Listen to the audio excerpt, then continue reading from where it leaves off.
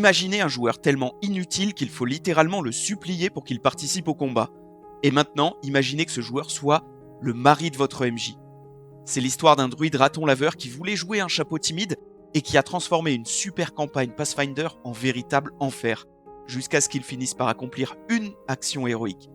Enfin ça, c'est sa version de l'histoire. Et en bonus, je vous raconterai la vague tonnante la plus destructrice jamais lancée. Allez, c'est parti. Mon groupe et moi, on joue ensemble depuis des années. Après que notre dernier MJ ait fait un burn-out, on a mis fin à la campagne et il est passé joueur. On est donc parti à la recherche d'un nouveau MJ et on est tombé sur une perle rare. Une MJ incroyable, vraiment le jackpot. On a fait une session 0 pour poser nos limites et nos préférences, notamment sur les types de personnages qu'on voulait plus dans nos campagnes. Et un thème récurrent chez nous, ce sont les persos passifs ou pacifistes. En gros, on veut pas de personnages qu'il faut traîner de force, ni de couards qui fuient les combats, ni de moralisateurs qui viennent nous faire la leçon parce qu'on a tué 3 bandits. Si tu veux faire du RP là-dessus, libre à toi, mais c'est pas notre délire. On a déjà vécu des sessions entières où un perso s'apitoie sur la famille du bandit qu'on a dû tuer, très peu pour nous. Bref, la session 0 se passe bien, la session 1 aussi, tout roule. On dit qu'on envisage d'ajouter un joueur, et la MJ nous répond qu'elle a justement quelqu'un, son mari. Apparemment, il est super. On accepte sans hésiter, c'était peut-être une erreur. Arrive la session 2, on rencontre une espèce de petite créature végétale avec un accent britannique adorable. On se dit que c'est sûrement le perso du nouveau joueur, sauf que non, surprise, cette créature n'est que le familier du nouveau perso. Le vrai personnage, c'est Zucchini, un druide raton laveur qui se faisait passer pour un chapeau, parce qu'il est timide. Sur le papier, on s'est dit « Ok, génial, ça a l'air super fun ». Nous aussi, on y croyait. Mais très vite, les problèmes ont commencé. Notre mission, donnée par une artiste, consistait à enquêter sur une série de petits vols étranges, dont un jouet d'enfant, un héritage familial. Rien de bien grave, donc les gardes s'en fichaient, mais il y avait des rumeurs de culte derrière tout ça. On est donc envoyé pour enquêter. Certains d'entre nous étaient motivés par la paye, d'autres par le désir de rendre justice. Mais alors pourquoi Zucchini, lui, rejoignait ce groupe d'aventuriers enquêtant sur des vols mineurs ? Eh ben, aucune idée. Lui non plus n'en savait rien. Il était là parce qu'on était un groupe, donc il était censé en faire partie. Ce n'est pas une interprétation. Le joueur lui-même avait rejoint la table sans avoir réfléchi son background ni à ses motivations. Il s'est juste pointé. Session 3. On tombe sur une charrette renversée, celle qu'on suivait depuis la ville, probablement celle des voleurs. Sauf que c'était un piège. Des bandits surgissent et nous attaquent combat. Enfin, pour la plupart d'entre nous. Zucchini, lui, lance un mur de ronces pour gêner quelques ennemis, puis plus rien. Il reste planté là pendant tout le combat. Évidemment, on se demande ce qu'il fout. Le joueur et la MJ nous assurent qu'il est très investi dans le RP et cohérent avec son personnage, sauf qu'il ne peut pas nous expliquer pourquoi ce même perso a choisi de rejoindre le groupe et qu'il refuse de combattre. Il nous dit qu'il bosse encore sur son background. Toujours la session 3. On trouve la planque des bandits, une ferme isolée. On tente la diplomatie, ça foire, et la baston démarre. Zucchini attrape un gobelin bandit et la grippe pour l'empêcher de se faire tuer. Et c'est sa seule action utile du combat pendant qu'on affronte une douzaine de types. Super. En plus, il passe la moitié du temps à se faire passer pour un chapeau, donc même quand il décide d'aider, il faut d'abord qu'il se retransforme avant de pouvoir agir. On finit par discuter avec le gobelin capturé, et là la MJ a une idée brillante. Elle le joue adorable et un peu idiot, si bien qu'on le prend aussitôt en affection. Il nous explique qu'il était payé en fourchettes, on lui donne des fourchettes et il devient notre pote. On entre ensuite dans la ferme avec notre nouveau copain gobelin, et là, miracle, Zucchini décide qu'il va participer au combat. Il se transforme en ours et massacre un type. Du progrès, peut-être ? Non. On descend à la cave, on se fait prendre en embuscade et Zucchini ne fait rien. Même quand notre gobelin se fait enlever sous nos yeux par le chef des cultistes, il est bouleversé d'avoir tué un bandit plus tôt, et il nous dit qu'en réalité, on est peut-être les méchants vu qu'on s'introduit chez ces gens. Fin de session, retour en ville, mon perso, le soigneur du groupe, le confronte. Soit tu fais partie de l'équipe, soit tu dégages. Les combats sont dangereux, j'essaie de vous garder en vie, alors si tu restes, contribue. Et là, il acquiesce. Du progrès, enfin. Sauf que non. Le joueur disparaît pendant 3 sessions à cause du boulot. Quand il revient, la campagne a bien avancé et on est déjà en train d'infiltrer un nouveau repère de cultistes. Et tout est revenu à zéro. Rechapeau. On se dit qu'on pourrait creuser son background, comprendre son comportement.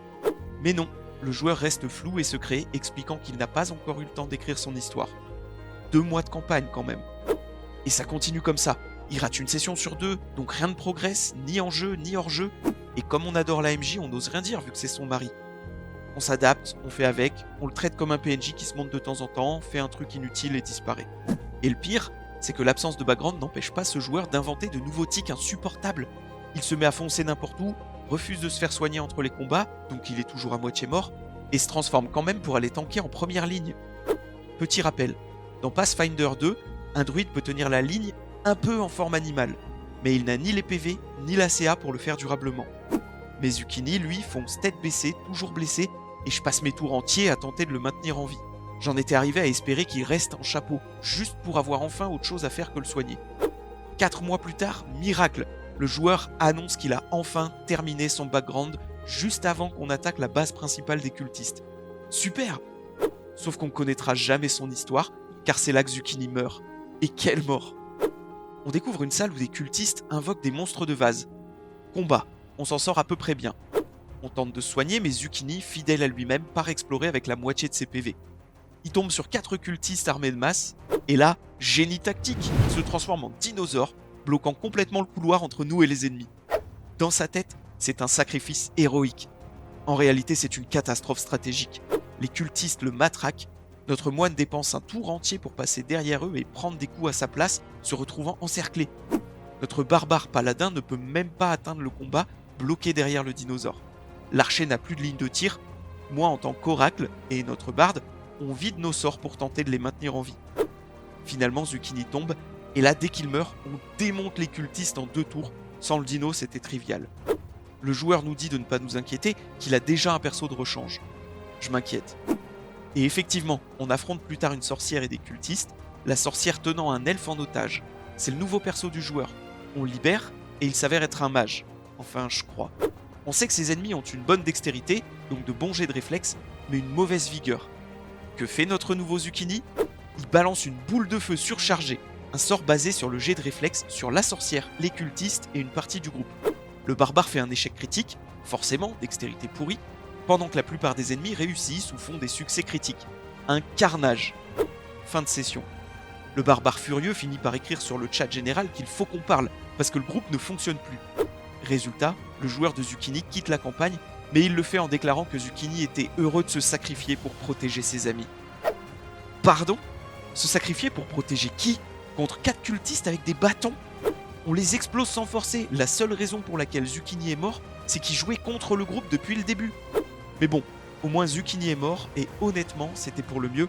La campagne après ça a été géniale. Si t'as aimé la vidéo jusqu'ici, fais pas comme Zucchini, participe, like et abonne-toi, ça m'aide énormément à faire connaître la chaîne. Un grand merci en tout cas. Alors franchement, à la lecture du récit, moi je pense que c'est clairement une erreur de casting. Le groupe il semble très orienté combat, avec peu de place pour le développement moral ou les dilemmes éthiques, et pourtant Zucchini, ou plutôt son joueur, il semble tout l'inverse. C'est un personnage hyper centré sur le RP, la psychologie, les dilemmes moraux, et du coup ça colle très mal avec la dynamique du groupe. Alors je peux comprendre qu'ils ont choisi le mari de la MJ, c'est pratique pour l'organisation et les horaires, ça évite tous les conflits de calendrier. Mais même là apparemment ça n'a pas suffi vu qu'il était souvent absent. Et cette histoire elle prouve bien que les contraintes de calendrier doivent pas être le seul critère, même si c'est important pour monter un groupe, il y a aussi et surtout la compatibilité à prendre en compte. Bon par contre un truc qui me fait tiquer c'est le discours de Zucchini sur son investissement RP. Le joueur insiste sur le fait qu'il est très attaché à son personnage et à l'incarner correctement, sauf qu'il met des mois à écrire un background. Or, un background solide, cohérent et clair, c'est indispensable pour jouer un perso qui tient la route, enfin selon moi. Donc là, je comprends pas bien le raisonnement.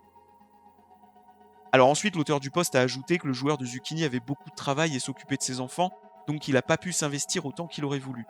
Ça, je veux bien comprendre les contraintes personnelles, mais honnêtement, c'est une explication qui me laisse un peu sur ma faim. Ça peut excuser l'absence de certaines sessions, mais ça explique pas les choix de jeu incohérents et le comportement du personnage sur la durée. Cette histoire, au final, je pense que c'est la preuve qu'un bon MJ suffit pas à sauver une table si les joueurs jouent pas le même jeu.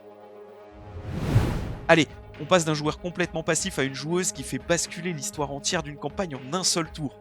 Comme promis, on termine la vidéo sur l'histoire de la vague tonnante la plus destructrice jamais lancée par une joueuse, et le meilleur, c'est qu'elle est que niveau 2. Le contexte. Une équipe de 5 aventuriers de niveau 2 enquête sur une série de disparitions dans une ville en pleine industrialisation. Ils découvrent qu'un druide enlève des ouvriers d'usine pour les sacrifier dans un gouffre volcanique dans le but de provoquer une éruption et raser la ville ainsi que ses usines. Le volcan a déjà reçu plusieurs sacrifices et il est sur le point d'entrer en éruption. Le combat commence, le boss se tient juste à côté du puits sacrificiel en bordure de la lave. Il joue son tour, il attrape un prisonnier, le jette dans le gouffre, avant d'utiliser forme sauvage pour se transformer en loup géant. L'ensorceleuse prend alors son tour. Elle s'avance jusqu'au boss et déclare « Je lance vague tonnante pour le projeter dans la lave ». Le sort est déjà lancé sur Roll20, les dés de dégâts ont été tirés, pas de retour en arrière possible. Le boss fait son jet de sauvegarde de constitution. 5. Il est projeté en arrière de 3 mètres, bascule par-dessus le rebord et tombe dans le gouffre enflammé. Il tente quand même un jet de dextérité pour s'agripper au bord. 4. Regrettant amèrement de ne pas avoir accordé de résistance légendaire à ce boss de bas niveau, je lance les dégâts de la lave. 66. Le boss meurt instantanément, même en comptant les points de vie supplémentaires de sa transformation. T'as conscience de ce que ça implique ? Je demande à la joueuse alors qu'elle réalise à peine. La panique s'installe dans le groupe tandis que je décris la caverne qui se met à trembler. L'éruption commence, les aventuriers réussissent de justesse à s'échapper de la grotte qui s'effondre, puis dévalent la montagne jusqu'à la ville, évacuant les habitants quelques minutes avant que la coulée de lave ne l'engloutisse. Depuis une colline, alors qu'elle contemple la cité détruite, un PNJ compagnon se tourne vers la sorcière. « Qu'est-ce qui s'est passé là-haut » Elle répond simplement « Il a glissé ». Ignorant tout des véritables événements, le PNJ ne pose pas plus de questions, convaincu qu'elle est une héroïne pour avoir contribué à sauver la ville. Vague tonnante, c'est vraiment le sort culte de bas niveau. Franchement, je sais pas vous, mais à ma table, dès qu'un joueur le lance, c'est l'euphorie. Tout le monde applaudit, tout le monde est à fond, et ici ça fonctionne parfaitement, et en plus l'impact narratif est énorme. Le boss encaisse la vague, rate ses jets, tombe dans la lave, et paf, terminé. Ce que j'adore dans cette histoire, c'est que sur le papier, je parie que le MJ avait prévu quelque chose de classique. Ils arrivent, ils tuent le boss, sauvent la ville, fin. Il aurait pu s'en tenir à ça en disant qu'un mort de plus dans la lave, ça suffisait pas à accomplir le rituel. Mais non, lui il choisit de rebondir sur ce que sa joueuse et les dés proposent, et il crée des scènes épiques qu'il avait même pas anticipées lui-même. C'est exactement tout ce que j'aime dans le JDR. Parce que le hasard des dés, le choix des joueurs et les moments imprévus comme ça transforment un scénario qui est classique en quelque chose de personnel et de mémorable. Et si vous avez aimé l'histoire de Zucchini, j'ai une vieille vidéo où je parle d'un autre joueur ultra RP mais qui fait absolument rien pour participer à l'aventure et finit par s'auto-exclure de la campagne. Et le pire, pendant 30 minutes, il se dispute avec lui-même en RP. Bref, tout un programme. Allez, à la semaine prochaine.